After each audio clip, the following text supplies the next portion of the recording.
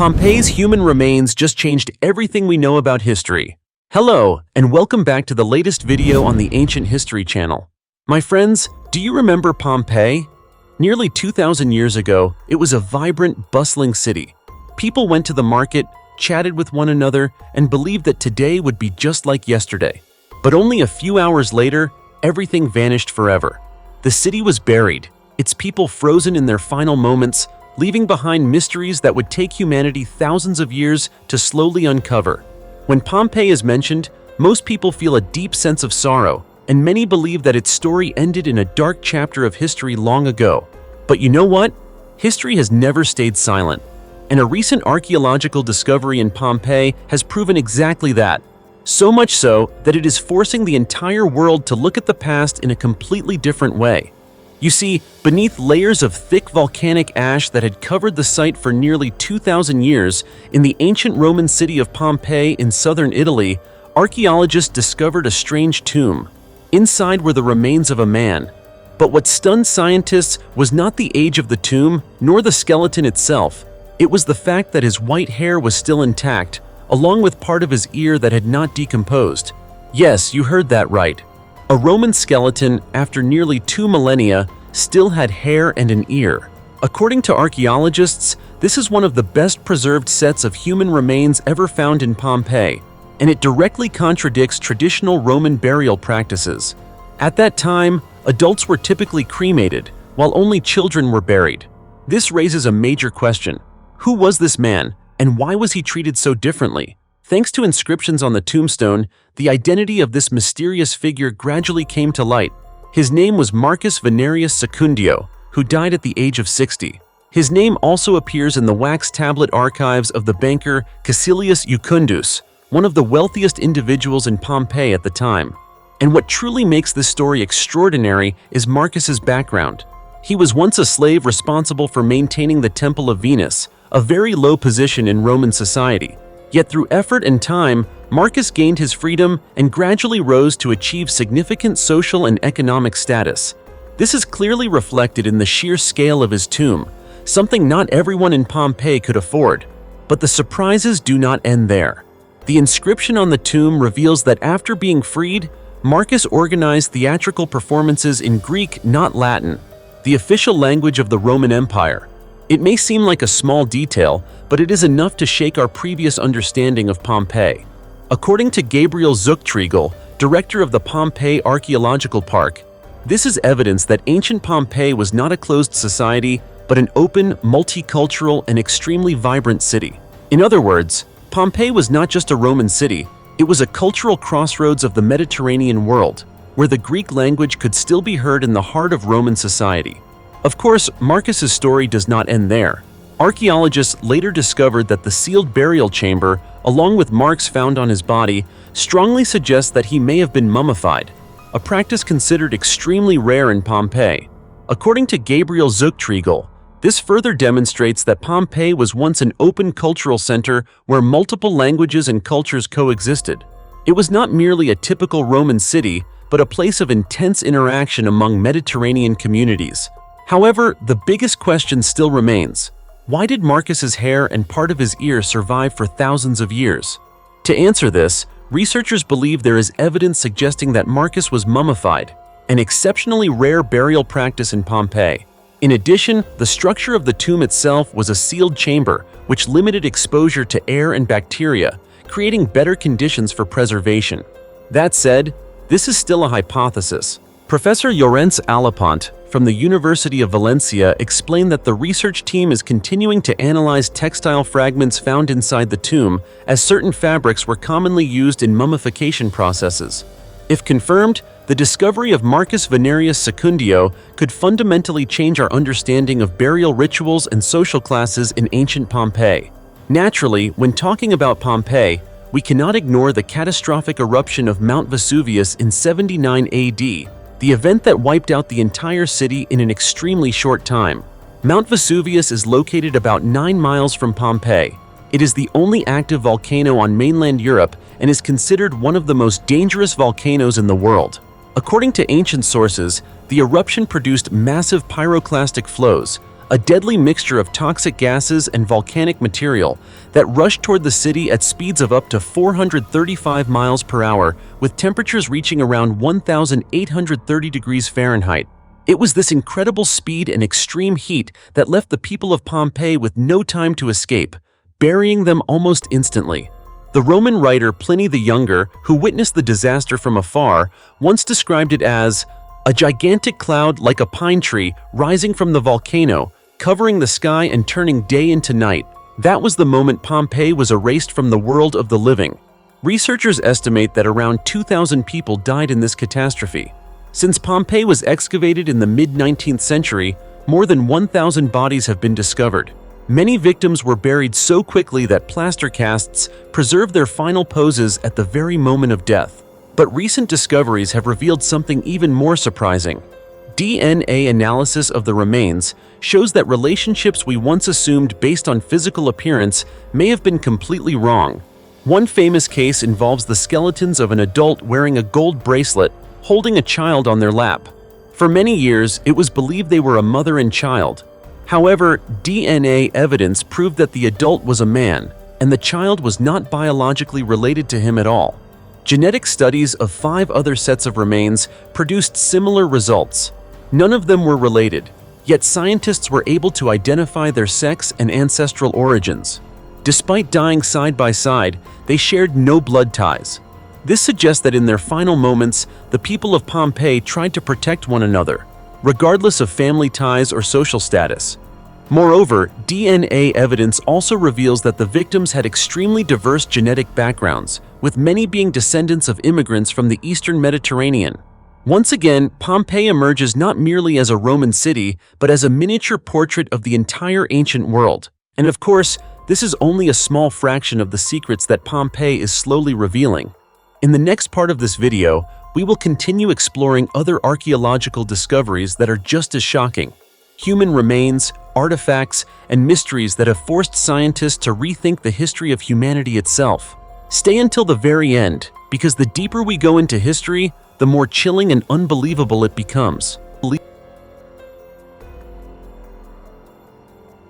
A 400-year-old child's skeleton, locked at the legs, reveals the mad fear of demons in ancient Europe. Try to imagine this. A child dies, but the living are so terrified of the child that they lock its legs before burying it in the ground. What exactly were they afraid of? You might think this sounds like a legend. Oh no, this is not a legend at all. It is a real archaeological discovery recently announced in Poland. Scientists uncovered a grave containing the 400-year-old skeleton of a child, buried face down, with an iron padlock fastened tightly around its legs, as if to ensure that this child would never stand up again. This chilling discovery was found in the village of Pompeii, near the city of Bydgoszcz in northern Poland.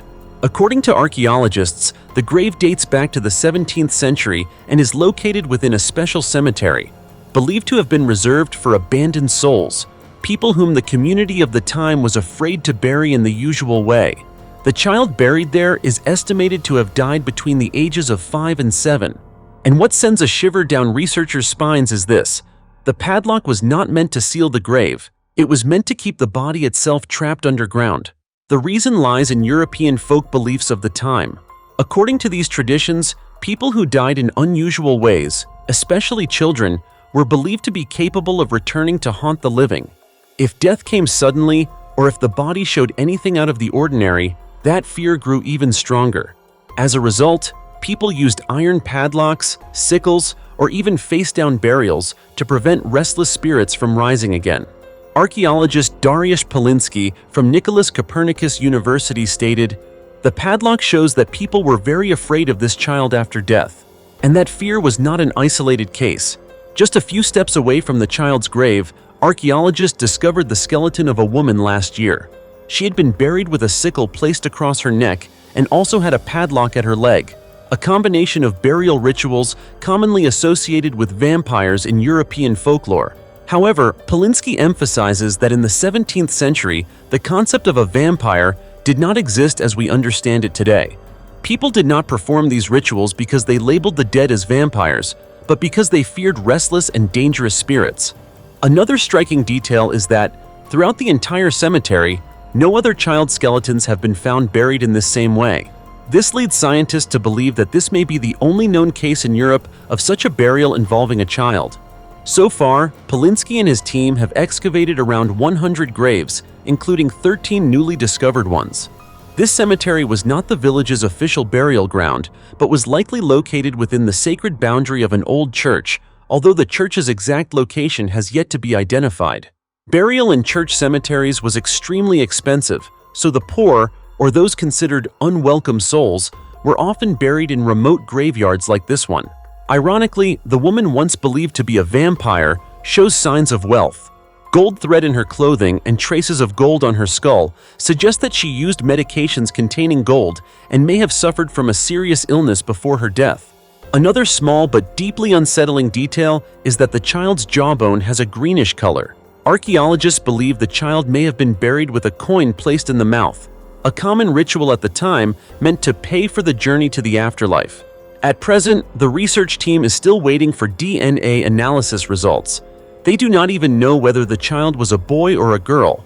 What is certain, however, is this: the fear of the living followed this child for 400 years, locked in place by iron, belief, and superstition. Just thinking about it is disturbing and terrifying, isn't it? 1,400-year-old tomb and the timeless iron throne of a mysterious queen. There are some treasures that, when seen through modern eyes, make us say, "Wait, this looks familiar." But if we turn the clock back more than 1,400 years, you'll realize that something which seems ordinary today was once a powerful symbol of supreme authority. The clearest proof of this comes from a recently excavated medieval tomb in the village of Ennsee in southeastern Germany. There, archaeologists uncovered an object that left the entire research community stunned: a folding iron chair, buried alongside the remains of a mysterious woman. Not gold, not a crown, but this chair. This was the true timeless treasure. The chair measures approximately 28 by 18 inches, almost identical in size to the compact folding chairs many of us bring today to picnics or use in our gardens. What is truly astonishing is that around 600 AD, when iron was extremely rare and expensive, creating such a refined and functional design would have been almost unimaginable. The woman buried with the chair is estimated to have been between 40 and 50 years old at the time of her death. Although her identity remains unknown, the mere fact that she was laid to rest with a custom-made or possibly imported iron chair speaks volumes. It strongly suggests that she was a figure of exceptionally high social status. Even more intriguing, within the layers of rust on the chair, archaeologists discovered traces of wood and leather, indicating that the chair was originally finished with great care and craftsmanship. It is highly likely that the woman was placed seated on the chair, like on a throne, before the burial ritual took place. It is a haunting image to imagine: a silent queen seated upon her throne, entering eternity. In truth, iron folding chairs have been found in ancient graves before, but they are extraordinarily rare and almost always associated with the most lavish burial goods. For this reason, researchers believe the chair was a symbolic object, reserved only for the elite: nobles, lords, queens, powerful clergy, or high-ranking officers. And the chair was not the only treasure in the tomb. The burial also contained a remarkable collection of grave goods: necklaces made of pearls and multicolored glass beads, an elaborately decorated belt, and even a spindle whorl used for spinning thread. Together, these objects suggest that the woman was not only wealthy, but also deeply connected to important roles within her community. Most notably, a beautifully patterned glass bead became the key artifact that allowed scientists to date the tomb accurately, placing it at approximately 1,400 years old. The story grows even more compelling when we consider what was found nearby. Not far from this tomb, archaeologists also uncovered the grave of another mysterious figure: a man buried with equally lavish items, including a spear, a shield, a wool comb, an ornate belt, and an expensive pouch. These objects suggest that he may have been a high-ranking warrior or a powerful figure closely associated with the woman buried beside him. Two tombs, two mysterious individuals, one iron throne that defies time. What does it all mean? No one can say for certain, at least not yet.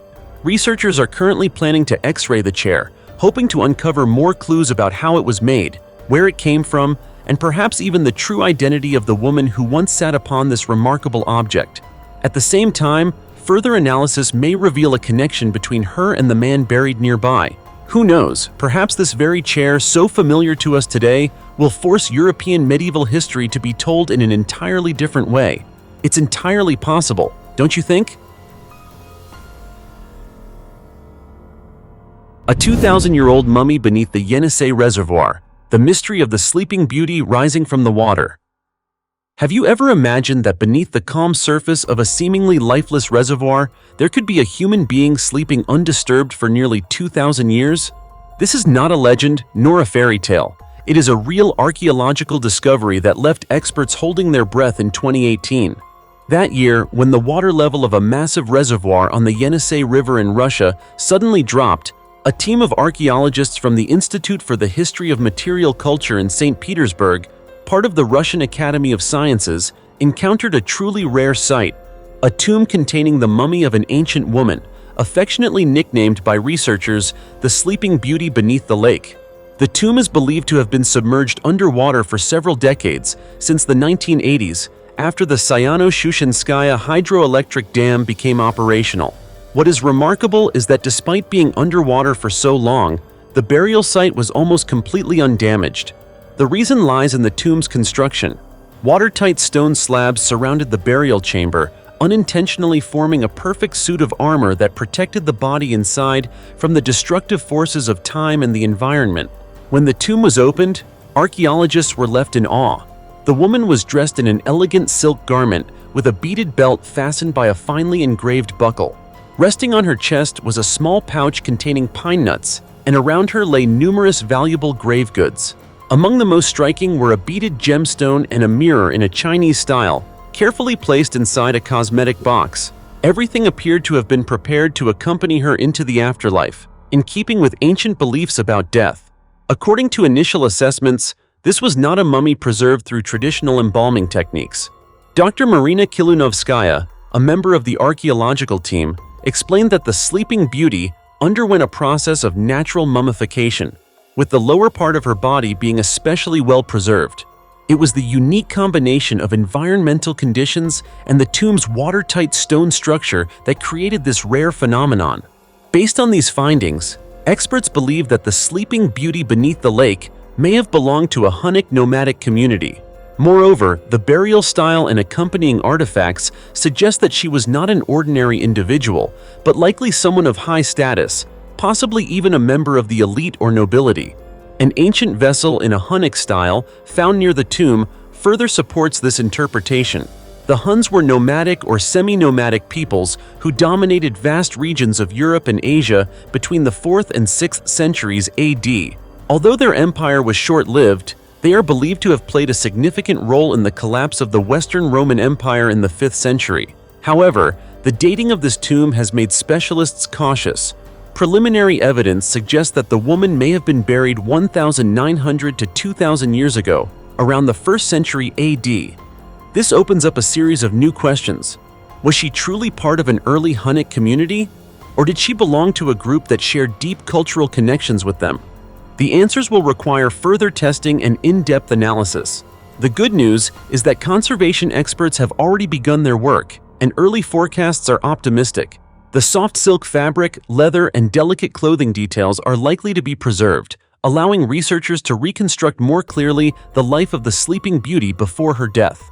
This project has also received financial support from the Russian Geographical Society, aimed at rescuing unique archaeological discoveries from flooded regions.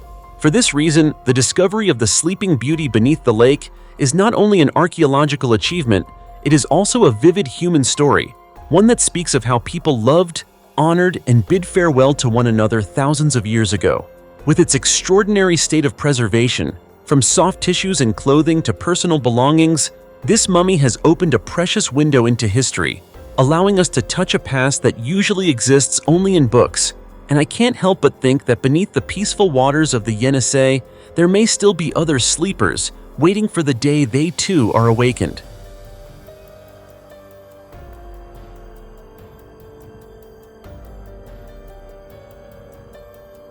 "50 female remains, 2,500 years old." beneath the burning sands of the Negev desert, reveal a horrifying ancient human trafficking network.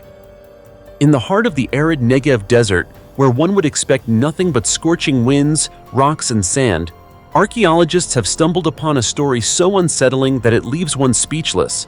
Not a grand temple, not a cache of gold or silver, but a burial site containing at least 50 human remains, dated to approximately 2,500 years ago. What makes this discovery even more chilling is that all initial evidence points toward a disturbing possibility. These may be the remains of women who were trafficked in ancient times. The burial site lies deep within the Negev desert, at an ancient crossroads once traveled by merchant caravans from multiple cultures. This was a vital trade route connecting Egypt to the Wadi Araba, southern Jordan, and the Arabian Peninsula, a corridor through which goods, resources, and even people were exchanged. For that reason, it appears no coincidence that this location was chosen as a burial ground. When archaeologists examined the site more closely, they discovered two large burial chambers, entirely different from the circular graves commonly found in the Negev. These chambers are square in shape, one measuring roughly 23 by 23 feet and the other about 15 by 15 feet. According to Tali Erickson-Genie of the Israel Antiquities Authority, this type of burial chamber has never before been documented in the region. Most notably, the graves are not associated with any nearby settlement. So why were the dead buried in a place with no village in sight? The answer may lie in ancient belief systems. For people of the past, crossroads were not merely places of passage. They were considered sacred spaces where the human world and the spiritual realm intersected. Burial at such locations may have held ritual significance or may have served as a way to place souls that did not belong to any recognized community. And the objects found within the graves make the story even clearer. Inside the two burial chambers, archaeologists uncovered iron and copper alloy jewelry, ceramic vessels, and cowrie shells, cypraea, originating from the Red Sea. These were not ordinary decorative items. In many ancient cultures, cowrie shells were believed to ward off evil spirits and bring good fortune, and they were strongly associated with women. These details have led archaeologists to favor the hypothesis that the remains belonged to adult women. But why were so many women buried together in cold, isolated chambers in the middle of the desert? Researchers believe these women may have been victims of human trafficking. They may have been purchased in Gaza or Egypt, then transported along ancient trade routes into Arabia, where they were sold as brides, sex slaves, or for use in religious rituals. This theory is not mere speculation. Numerous ancient records, including Minoan inscriptions from Yemen, explicitly mention the trade of women in this region during antiquity. There is another haunting detail as well: the positioning of the remains. Some skeletons show signs of having been moved from their original placement, as if to make room for additional bodies. This suggests that the burial site was not used only once, but remained active over an extended period of time.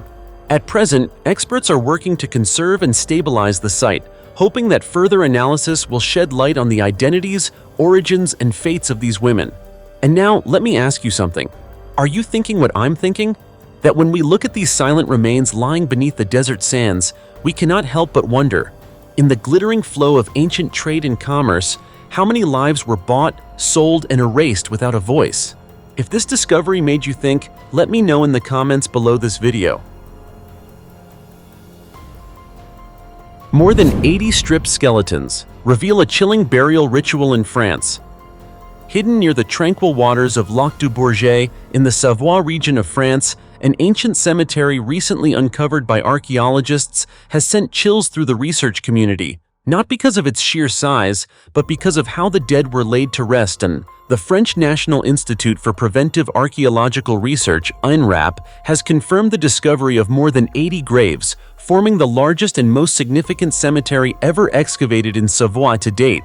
Initial analyses indicate that the cemetery dates back to the 7th century, during the Merovingian period, the dynasty of the Franks, which ruled from the mid-5th century until AD 751. This was a time of major transformation in Europe, especially following King Clovis I's conversion to Christianity, which gradually reshaped burial customs in accordance with the new faith. The first detail that caught archaeologists' attention was the position of the bodies. Every skeleton was laid with the face oriented toward the east. In early Christianity, this was no coincidence. The dead were positioned facing Jerusalem, symbolizing their inthar for the resurrection. This suggests that the cemetery marks a clear shift away from earlier, more diverse burial practices toward a more unified Christian ritual. But the deeper researchers dug, the stranger the picture became.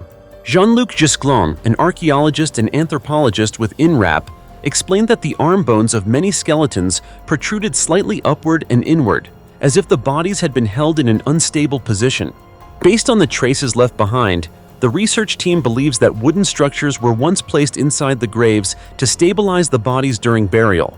This indicates that the burials were carried out deliberately, following a precise and consistent pattern. However, the most disturbing detail lay elsewhere. When examining the graves closely, archaeologists found almost no clothing or grave goods.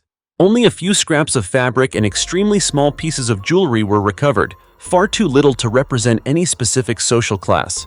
Julian Blanco, another archaeologist and anthropologist with INRAP, stated plainly that these individuals were most likely stripped of their clothing before burial. What is striking is that this practice appears to have ignored age and social status entirely. Young or old, rich or poor, everyone met the same fate: burial in a nearly naked state. This has made it exceptionally difficult for scientists to determine the social identities of the deceased.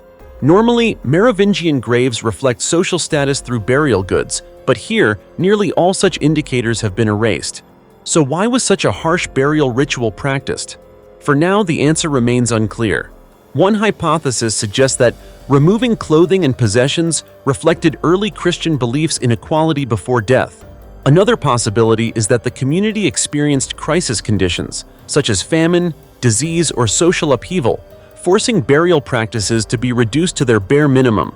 At present, INRAP hopes that further studies, including osteological analysis, DNA testing, and regional historical research, will help reconstruct the story behind this unusual cemetery. Until then, all we can do is wait and see what this silent ground will reveal next. 7,000-year-old skeleton discovered in a fetal position. In what appeared to be an entirely ordinary town square in Słomniki, near Krakow, Poland, archaeologists unexpectedly uncovered a trace that seems to gently shift our understanding of history itself. During infrastructure renovation work, beneath layers of soil thought to contain only modern bricks and rubble, they discovered a nearly complete human skeleton, its arms and legs tightly drawn in, curled exactly like a fetus in the womb. And most remarkably, this set of remains had lain undisturbed beneath the ground for approximately 7,000 years. According to reports from ancient origins, the skeleton was unearthed alongside numerous fragments of pottery scattered around it. Based on the distinctive style of these ceramic pieces, archaeologists identified them as belonging to the linear pottery culture, LBK, one of the earliest farming cultures in Europe. Paweł Micik, the archaeologist directly overseeing the excavation in Słomniki, stated that based on current evidence, the remains likely date to around the 6th millennium BC. But that is not all. One of the aspects that has particularly astonished researchers is the skeleton's near-perfect state of preservation. This was not the result of any embalming technique, but rather a rare set of natural conditions. The individual had been buried in loose, well-aerated soil with non-acidic chemical properties, unintentionally creating a natural storage chamber that preserved the body for thousands of years. As a result, individual bones and joints remain intact, allowing scientists to clearly observe both the burial posture and the method of interment. At present, the identity of the individual remains unknown. Was this a man or a woman, a child or an adult, a member of a particular family or social group? All of these questions remain unanswered. However, Paweł Micik noted that a physical anthropologist will soon examine the skeleton, which may reveal the individual's sex, age, and even health conditions during life. At the same time, the research team plans to conduct radiocarbon dating to determine more precisely when this person lived. In addition to the skeleton and pottery, researchers also found fragments of flint, a common material in the Neolithic period, typically used to make tools or simple weapons. Not everything, however, has survived intact. The upper portion of the grave had been leveled during earlier construction activities, causing some grave goods to be damaged or lost entirely. Even so, the significance of this discovery cannot be overstated.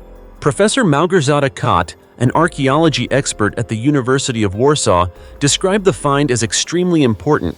According to her, the grave likely belonged to some of the earliest Neolithic farmers, people who crossed the Carpathian Mountains from the south and arrived in what is now Poland around the 6th millennium BC. Yet the detail that has captured scientists' attention most strongly is the fetal burial position itself. This was almost certainly not a random choice, but one that may reflect deep beliefs about life, death, and rebirth.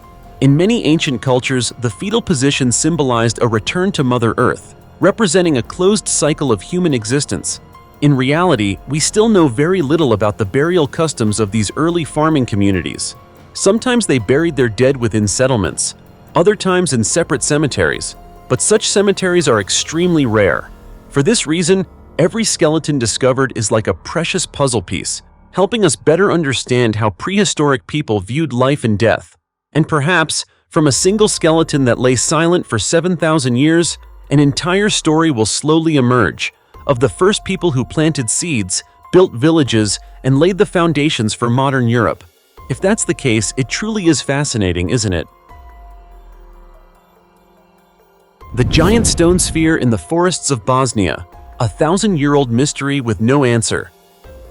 There is an object that makes anyone who sees it in person pause for a few seconds and ask, who created this?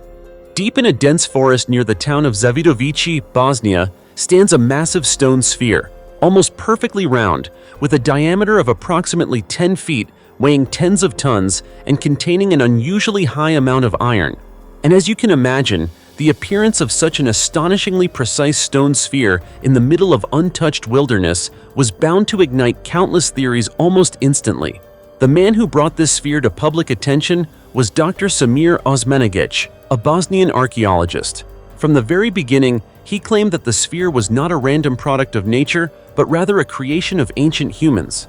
According to Osmanagic, the stone sphere may be evidence of a highly developed civilization that once lived in this region and mysteriously disappeared around 1,500 years ago.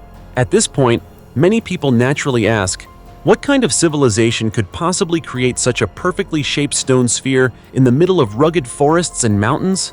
That question becomes even harder to ignore when we learn that this was not the only sphere. In the past, Bosnia was known to have multiple similar stone spheres, scattered across the region well into the 20th century. However, during the 1970s, most of them were destroyed after rumors spread that gold could be found inside. As a result, potentially crucial evidence may have been lost forever. Samir Osmanagic is no stranger to controversy in archaeology. In 2005, he made international headlines by claiming that the hills in the Visoko Valley were actually ancient pyramids, connected by an underground tunnel system. While much of the global scientific community expressed skepticism, arguing that these interpretations were exaggerated, the Bosnian government nevertheless chose to fund the excavation project. At the time, Bosnia's Prime Minister, Nedjad Brankovic, publicly defended the project with a statement that sparked debate, saying in essence, "I know the world will not believe us, but we still have to do this." This political support meant that Osmanagic's theories, controversial as they were, could not be completely ignored. However, by 2016, criticism once again intensified. Mandy Edwards, a scientist from the University of Manchester, argued that the Zavidovici stone sphere was not man-made at all, but a natural geological formation. According to her, under certain conditions, minerals, especially iron, can gradually accumulate around a stone core over thousands of years, forming near-spherical shapes through natural processes. As a result, two opposing viewpoints continue to exist side by side. On one side are those who believe the sphere is a remnant of a lost ancient civilization, possessing stoneworking techniques far beyond what we usually imagine. On the other are those who argue that this is simply nature at work, and that humans are projecting too much meaning onto it. To this day, no evidence has been strong enough to put an end to the debate. Scientists continue to analyze the sphere's composition, structure, and surrounding geological context. And for those who love exploration and mystery, this story retains a strange and powerful appeal. Because sometimes, the most fascinating thing about archaeology is not the answers, but the questions it forces us to ask. So what about you? Do you lean toward the theory of a forgotten civilization, or do you believe nature still holds enough power to deceive us? Let me know your thoughts in the comments below. As for me, no matter which side one takes, The giant stone sphere hidden in the forests of Bosnia has undoubtedly become one of the great mysteries that continues to challenge our imagination and knowledge to this very day. 3,000-year-old megalithic temple, dedicated to the water god in Peru. In the arid Zanja Valley of northwestern Peru, where water was once more precious than gold, archaeologists have once again uncovered a mystery that immediately captures the imagination. It is the mystery of a 3,000-year-old megalithic temple, built not to display power or glorify warriors, but to worship water, the vital element that determined the survival of an entire ancient community. The temple was discovered at the Huaca El Toro archaeological site, located in what is now the Oyotun region. What has particularly drawn researchers' attention is that this is the first megalithic temple ever found in the Zanja Valley. Its location is exceptionally significant. It sits precisely at the point where two rivers converge to form the Zanja River, resembling a sacred crossroads deliberately chosen by ancient people. According to archaeologist Edgar Bracamonte, the builders of the temple may have belonged to an ancient water-worshipping cult, closely associated with fertility and agricultural rituals. At that time, water was far from easily accessible. There were no dams, no modern irrigation systems, and every river or underground spring was considered a divine gift. Building a temple at the place where a river is born may have symbolized territorial control, while also expressing faith that the water deity would continue to bless the community. What's more, archaeologists discovered small wells surrounding the temple, believed to have been used to monitor water levels and predict the rainy season. This detail alone reveals just how keenly ancient people observed nature. To them, water was not merely a resource, it was the very soul of life. Architecturally, the temple is truly astonishing. It was constructed from large stone blocks of varying sizes, carefully carved and transported from the surrounding mountains, approximately 1.9 miles away. In an era without wheels or modern tools, the ability to move and assemble such massive stones demonstrates an extraordinary level of organization and technical skill. The temple did not exist briefly and then vanish. Excavations show that it went through three distinct phases of occupation. The first phase dates from around 1500 to 800 BCE, when inhabitants built cone-shaped clay foundations. The second phase, from 800 to 400 BCE, marked the emergence of megalithic architecture, influenced by the pre-Inca Chavin civilization. In the third phase, from 400 to 100 BCE, round columns were added to support the temple's roof, indicating that the structure continued to be modified and actively used. Around 250 BCE, the temple was gradually abandoned. But the story does not end there. Around 1300 CE, the Chumi people returned and repurposed the site as a burial ground. In total, 21 graves were discovered inside the temple, 20 belonging to the Chumi people, and one older grave of an adult man from the formative period. This individual was buried along an east-west orientation, accompanied by a double-spouted ceramic vessel with a handle, an artifact carrying special ritual significance. Excavations took place from September to November of the previous year, but this was only the beginning.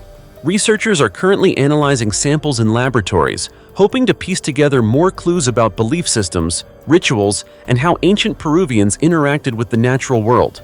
Who knows, perhaps from a single temple dedicated to water, we may yet uncover an entire spiritual world that has lain dormant for 3,000 years in the heart of the Zanja Valley. Do you see it the same way I do? The Crystal Pyramid beneath the Bermuda Sea, a 2,000-year-old secret and the curse of the Devil's Triangle. When the Bermuda Triangle is mentioned, many of us immediately think of an eerie stretch of ocean where airplanes and ships seem to vanish without a trace. For centuries, Bermuda has been synonymous with the word mystery, leaving scientists puzzled and ordinary people uneasy whenever its stories are retold. But the story becomes even more unbelievable with the emergence of a shocking hypothesis: that a massive crystal pyramid, around 2,000 years old, lies beneath the waters of the Bermuda Triangle. According to widely circulated claims, this pyramid stands firmly on the seafloor like a structure far beyond the imagination of modern humans. What truly startles many people is the suggestion that this very pyramid may be directly connected to the mysterious disappearances of aircraft and ships passing through the Bermuda Triangle. Although the hypothesis first gained attention in 2012, it continues to trouble many researchers to this day, as it has never been scientifically verified. Based on descriptions, the Crystal Pyramid is said to have a base measuring approximately 980 feet in length, with a total height of up to 656 feet. The portion from the base to the peak alone is estimated to be about 328 feet tall.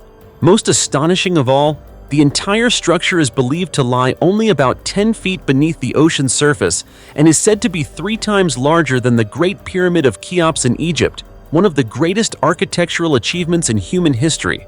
Just hearing this is enough to make one think that if such a structure truly exists, human history might have to be rewritten from scratch. Dr. Meyer Verlag, one of the strongest supporters of this theory, claims that the pyramid was constructed from crystal using a special technology that modern science cannot yet explain. According to him, these crystal structures may generate a strange form of energy capable of directly affecting the surrounding environment. He believes that deeper exploration inside the pyramid could uncover clues linked to the mysterious disappearances that have plagued the Bermuda Triangle for centuries. Sharing this belief, Nigel Watson, author of UFO Investigations Manual and a longtime researcher of unexplained phenomena, has stated that the underwater pyramid contains countless secrets humanity has yet to uncover. He suggests that the crystal formations within the pyramid may produce a mysterious force capable of disrupting navigation systems and even interfering with Earth's magnetic field, causing aircraft and ships to lose their way and vanish. However, the story is not purely mystical. Many scientists remain deeply skeptical of these claims. To date, no scientific records, survey footage, or precise coordinates of the alleged crystal pyramid have been publicly released. As a result, many believe the story is simply exaggerated or even fabricated by certain authors seeking public attention.